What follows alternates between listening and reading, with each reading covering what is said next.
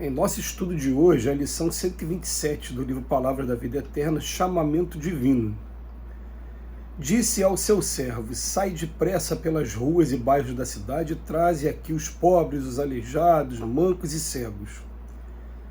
Palavra de Jesus no Evangelho de Lucas, capítulo 14, versículo 21. Muita gente alega a incapacidade de colaborar nos serviços do bem sobre a égide do Cristo, relacionando impedimentos morais.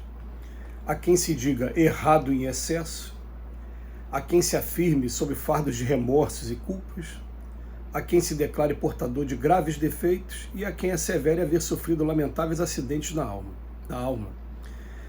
Entretanto, a palavra de Jesus se dirige a todos, sem qualquer exceção.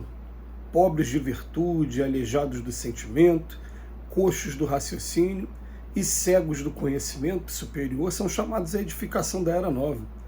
Isso porque em Jesus tudo é novo para que a vida se renove. Espíritos viciados, inibidos, desorientados e ignorantes de ontem, ao toque do Evangelho, fazem-se hoje cooperadores da grande causa, esquecendo ilusões, desfazendo cárceres mentais, suprimindo desequilíbrios e dissipando velhas sombras. Se a realidade espiritual te busca, ofertando-te serviço no levantamento das boas obras, não te detenhas apresentando deformidades e frustrações. No clima da Boa Nova, todos nós encontramos recursos de cura e reabilitação, reerguimento e consolo. Para isso, basta sejamos sinceros diante da nossa própria necessidade de corrigenda, com o espírito espontaneamente consagrado ao privilégio de trabalhar e servir. Emociona a gente, né? Principalmente a forma como o Emmanuel termina o texto. Para você iniciar um determinado trabalho, basta uma coisa: que você seja sincero diante da sua própria necessidade de corrigenda. Não existe perfeição na Terra, o que os espíritos querem é que a gente seja aquela pessoa interessada em melhorar. Eu quero melhorar. A vontade, tenha a vontade. E ele bota com o espírito espontaneamente consagrado ao privilégio de trabalhar e servir espontaneamente. Então, reconhecendo os meus defeitos, mas eu quero melhorar e quero fazer alguma coisa para poder colaborar com toda essa obra de regeneração do nosso planeta. Emociona. Né? Tem que tomar cuidado aqui para as lágrimas não descerem. Porque o Emmanuel vai trabalhar o texto de hoje dizendo assim que normalmente muita gente vai alegar incapacidade de servir, e ele fala aqui primeiro sobre impedimentos morais, mas também tem os impedimentos materiais. Muitos vão dizer que eu trabalho o dia inteiro, eu chego cansado, eu tenho que descansar, eu tenho que ter o meu momento de lazer, e daí acumulando desculpas em cima de desculpas, sempre vai estar postergando o trabalho que tem a fazer, porque é igual o fruto que não chegou ainda o momento de amadurecer. Aí ele fala aqui pra gente, né? Tem gente que diz que está errado em excesso. Tivemos a oportunidade de acompanhar alguns casos em que a pessoa foi muito sincera. A pessoa, eu não me sinto ainda capaz de fazer isso, porque eu ainda estou tão preso à vida noturna, aos namoros aí da noite, ao uso da bebida alcoólica, então eu não me sinto preparado para esse trabalho. Aí tem gente que fala assim, sobre fardos de remorsos e culpas. Eu me sinto tão culpado por coisas que eu fiz que eu não consigo levantar a cabeça e trabalhar. Tem gente que fala que é portador de graves defeitos, que é severo demais nas críticas, é agressivo demais, que não consegue trabalhar em grupo. Conheci amigos também que falaram, eu prefiro o trabalho solo. O trabalho solo eu me comprometo menos porque eu sei que eu sou de difícil relacionamento. Pelo menos está fazendo o trabalho. Né? E também é aqueles que asseverem haver sofrido lamentáveis acidentes da alma. Só que Emmanuel fala aqui pra gente, a palavra de Jesus se dirige a todos nós. Porque a gente tem que começar a pensar numa coisa. Em primeiro lugar, não tem perfeição na Terra. Se você ficar esperando perfeição, você não vai iniciar nunca um trabalho que é um trabalho que vai te dar um novo ânimo, vai te dar uma alegria diferenciada, e quem começa a fazer parece que com o tempo se vicia numa energia tão boa, tão positiva, que não consegue mais imaginar a sua vida longe daquilo. Ah, mas você vai de encontro ao sofrimento. Vai. Mas aí a gente pode dizer assim, né, por que Alcoólicos Anônimos teve sucesso no mundo inteiro?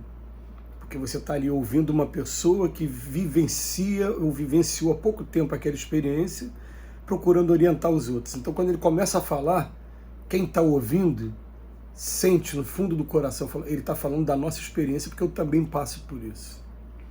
Se eu estou indo na direção das pessoas que ainda estão presas nos seus problemas pessoais, nos seus erros, nos seus equívocos, quanto mais próximo dela eu estiver, mais eu consigo chegar no coração dela, e ao mesmo tempo ela vai falar, como já aconteceu, né, comigo, né? Ah, eu não consegui fazer o que você fez. Eu falo, mas você acha que eu consegui facilmente? Não, por um triz, quase que eu perco a linha de novo e começo a fazer de novo. Então o que acontece? Você está falando com a pessoa e está falando olho no olho, está falando de experiências que são comuns.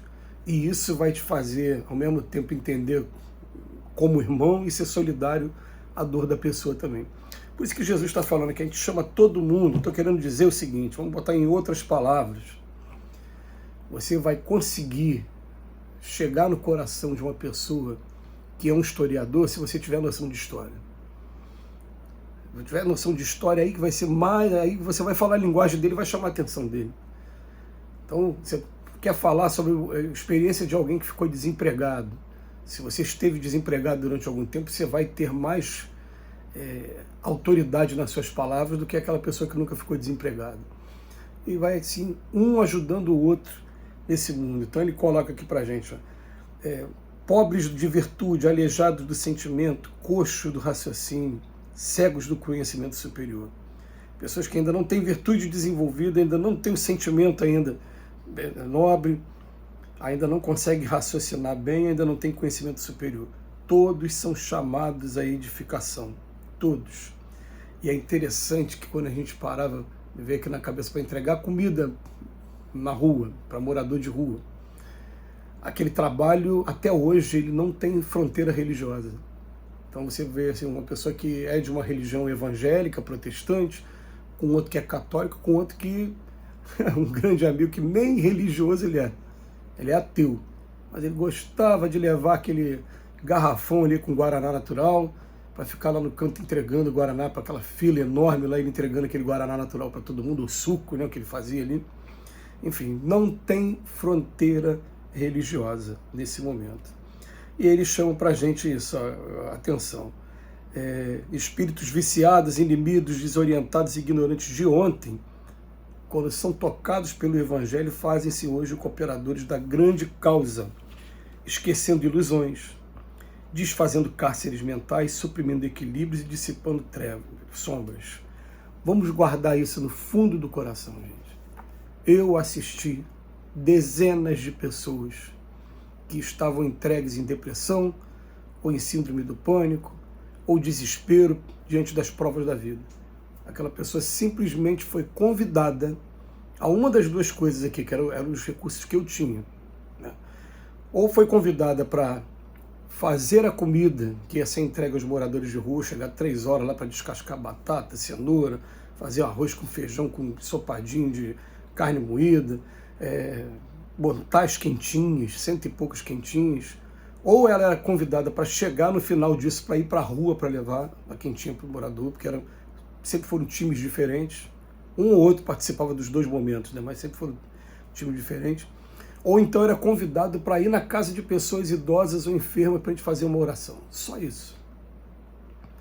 Essa pessoa, quando começou a fazer isso, esqueceu a depressão, esqueceu a síndrome do pânico, entendeu que a melhor terapia para esses transtornos psicológicos é o trabalho. É você se sentir útil. É você ver o sofrimento das pessoas e deixar uma marca ali, deixar um sorriso, uma esperança. Por isso que ele termina aqui, ó. Para isso, basta só que a gente seja sincero diante dos nossos erros e a gente tenha esse espírito espontaneamente consagrado ao privilégio de trabalhar. Muito obrigado, Emmanuel.